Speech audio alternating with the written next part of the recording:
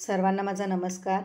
आज आपण इयत्ता चौथी विषय इंग्रजी पान नंबर 14वरील ॲक्शन वर्ड्स अँड फ्रेजेस हा पाठ पाहणार आहोत. चला तर मग सुरू करूया. Listen, read and speak. ऐका, वाचा आणि बोला. आपल्याला इथे काय करायचं आहे ते आधी समजून घेऊया. Teacher, form pairs. शिक्षकाने काय करायचं आहे? मुलांचे गट करायचे आहेत, जोड्या करायच्या आहेत. Select one word from each basket at a time and make meaningful sentences. Then present at least 10 sentences. For example, run around. बघा, तुमचे शिक्षक काय करणार आहेत? तुमच्या जोड्या तयार करणार आहेत आणि तुम्हा जोडीला हे शब्द कार्ड देणार आहेत. मग या शब्द कार्डाच्या बंचमधून एक कार्ड घ्यायचं आणि दुसऱ्या शब्द कार्डांच्या बंचमधून दुसरे कार्ड घ्यायचे आणि अर्थपूर्ण शब्दसमूह म्हणजेच फ्रेज तयार करायची. उदाहरणार्थ, टर्न अराउंड म्हणजे गोल पळ. मग आता आपण असे आणखी काही शब्दसमूह बनवूया. चला सुरुवात करूया. कमीत कमी 10 शब्द समूह बनवायचे आहेत. बघा, हे बघा इथे लिहिलेले आहे ॲट लिस्ट 10 सेंटेन्सेस. ओके, चला सुरू करूया. पहिली फ्रेज तयार होईल टर्न अराउंड. काय होईल? टर्न अराउंड म्हणजे गोल फिर.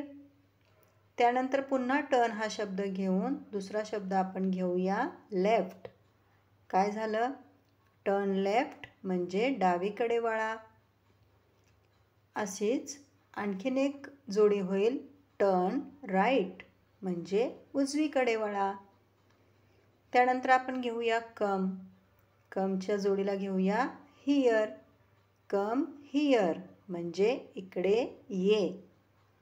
त्याच्या उलट गो देअर म्हणजे तिकडे जा. त्यानंतर आपण घेऊ क्लाइंब. क्लाइंब म्हणजे चढणे. क्लाइंब अप म्हणजे वर चढ. रन अराउंड गोल गोल पळ. रन राईट उजवीकडे पळ.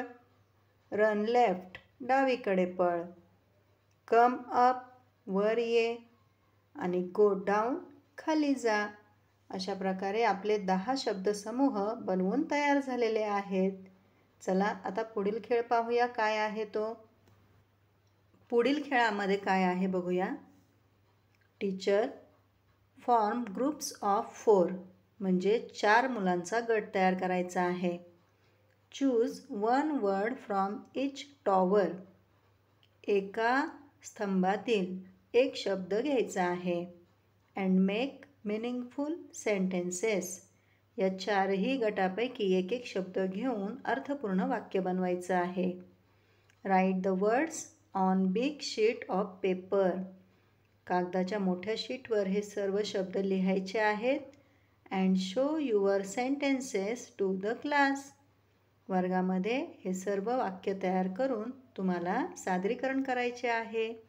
चला तर मग वाक्य कसे तयार होईल बघूया. या स्तंभामध्ये म्हणजे या रकान्यामध्ये सर्व कर्ता दिलेला आहे. बघा, आय हा कर्ता आहे. आय म्हणजे मी. वी म्हणजे आम्ही. यू म्हणजे तू.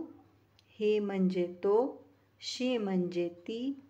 इट म्हणजे ते आणि दे म्हणजे ते अनेकवचनी. चला मग वाक्य बनवूया. पहिलं वाक्य होईल आय फाउंड अ पेन्सिल. मला एक पेन्सिल सापडली. तसेच वी म्हणजे आम्हाला. We saw a tiger. आम्ही एक वाघ पाहिला. झालं की नाही अर्थपूर्ण वाक्य? तसेच पुढे बघूया. You found a pencil. तुला पेन्सिल सापडली. He found a pencil.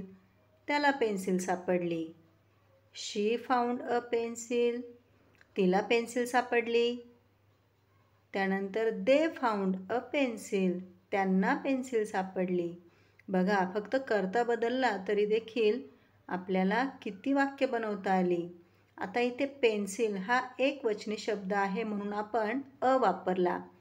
पण जर आपल्याला पेन्सिल्स, अनेक पेन्सिली घ्यायच्या असतील तर आपल्याला अ वापरता येईल का? नाही.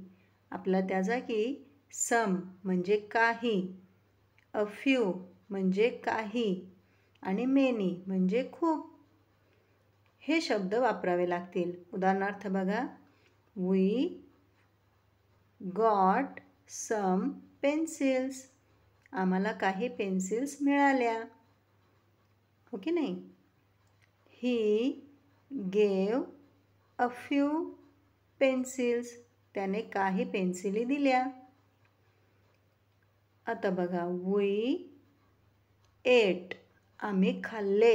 बघा, वी एट सम ऑरेंजेस. आता खाण्यासारखी एकच वस्तू इथे आहे, ती म्हणजे ऑरेंज. मग आता आपण सम घेतले आहे म्हटल्यावर ऑरेंज एक येईल का?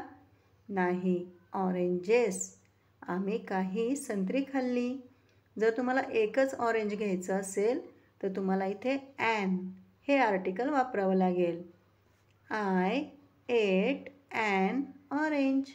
मी एक ऑरेंज खाल्ले.